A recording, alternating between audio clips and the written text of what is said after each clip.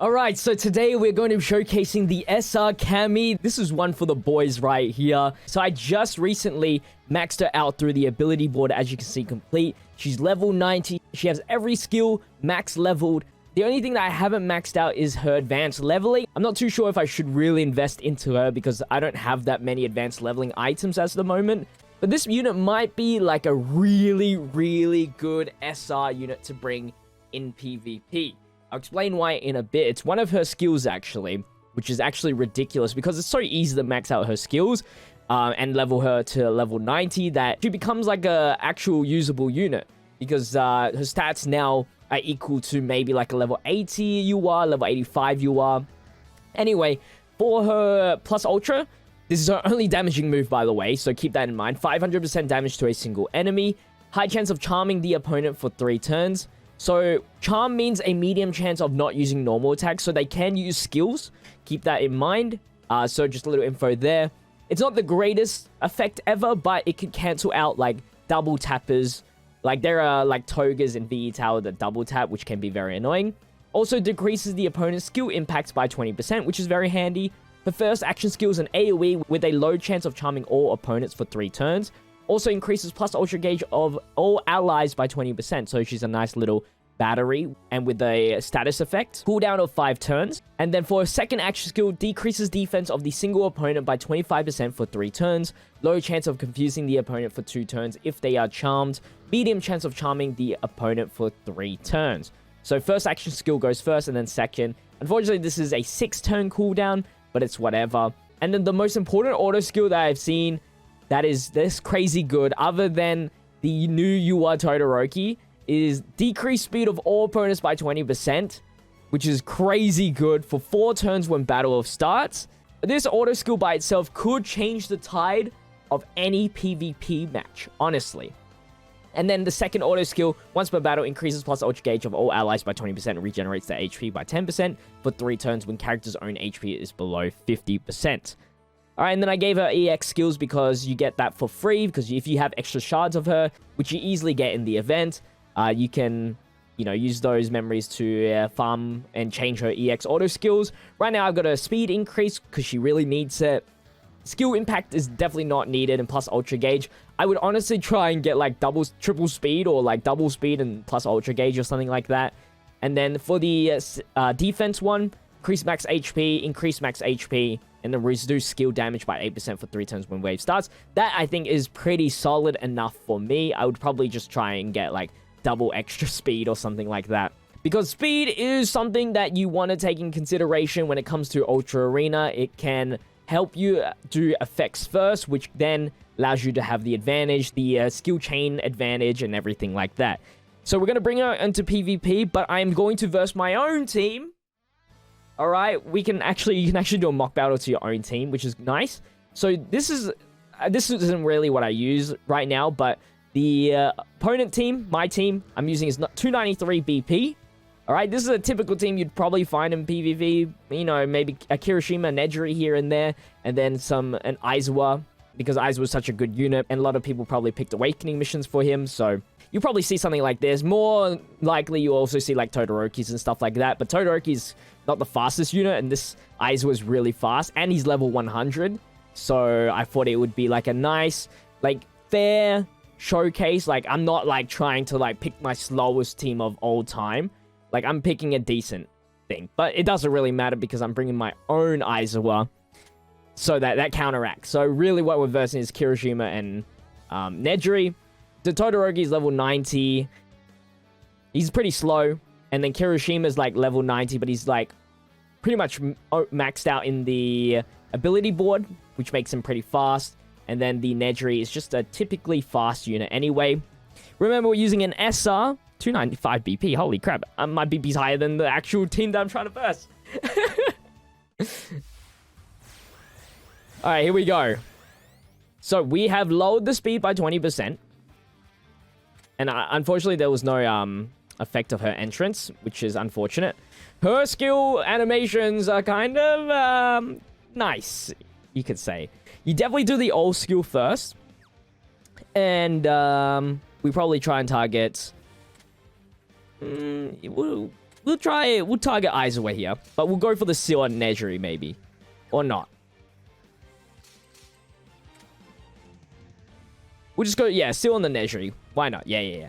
So, as you can see, I mean, it was a late reaction, but we are skill chaining first with an SR character because we've debuffed their speed quite a considerable amount.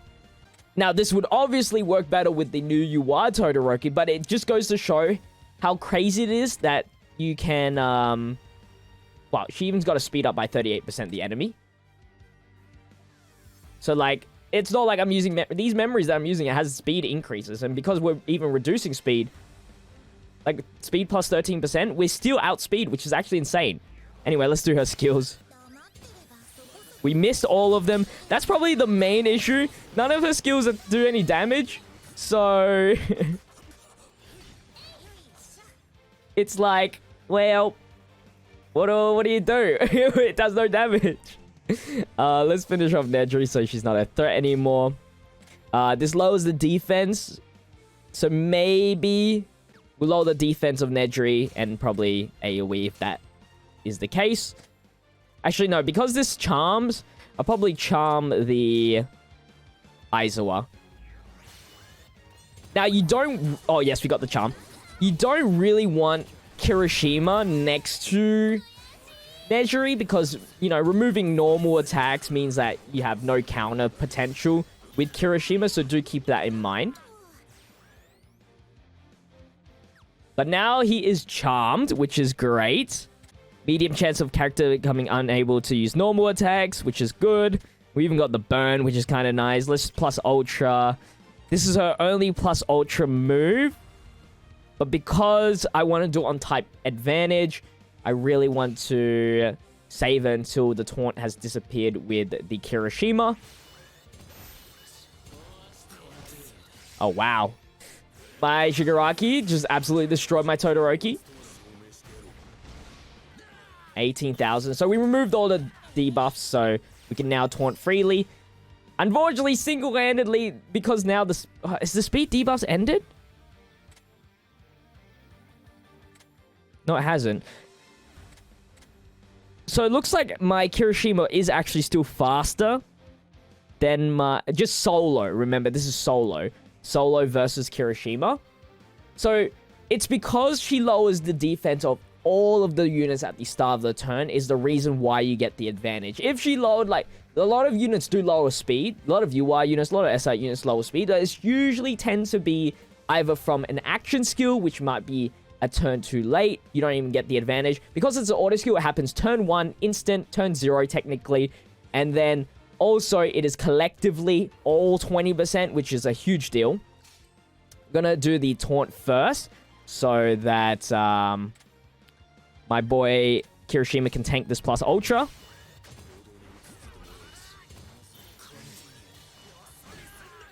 Attempt to, at least.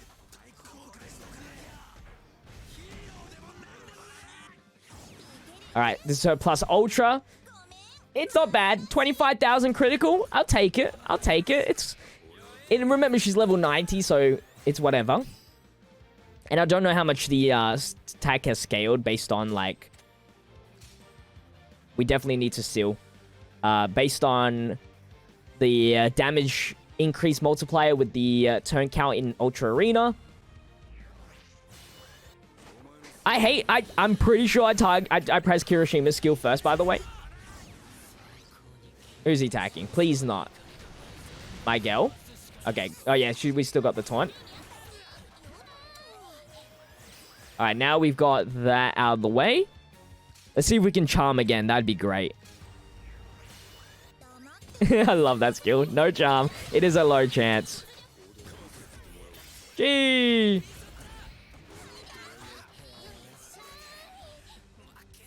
Now, are we going to lose? Probably not. Definitely buff her up because we can get the plus ultra next turn.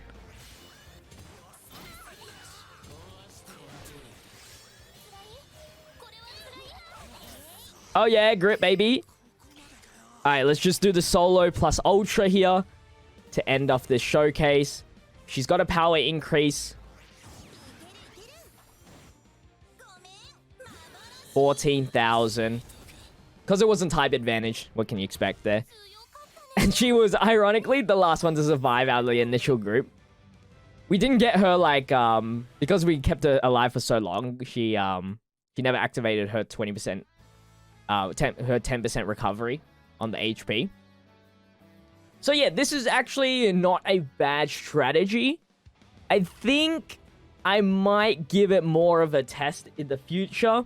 But yeah, the one thing that might counter it is that the fact that your enemy might have their own Kami, or even worse, a Todoroki, the red Todoroki, or they have just all memories with speed increases, and if you didn't have any, then really their speed increases from their memory just evens out the lowering speed that the Kami did, and in the end, because she's only an SR, she can only increase the speed. She can only go as fast as an SR could possibly be. So there is still some issues, but the general effect is what makes her super OP in PvP. Anyway, guys, that's going to wrap things up here. Hopefully, you guys did enjoy today's video. Kami is definitely one of the top tier SR units for PvP. If you guys did enjoy today's video, make sure to leave a like, comment, and subscribe to the channel with the notification bell on so you don't miss out on the daily content. I'll see you guys in the next one. Until then, stay healthy, stay safe, stay busy. Peace out.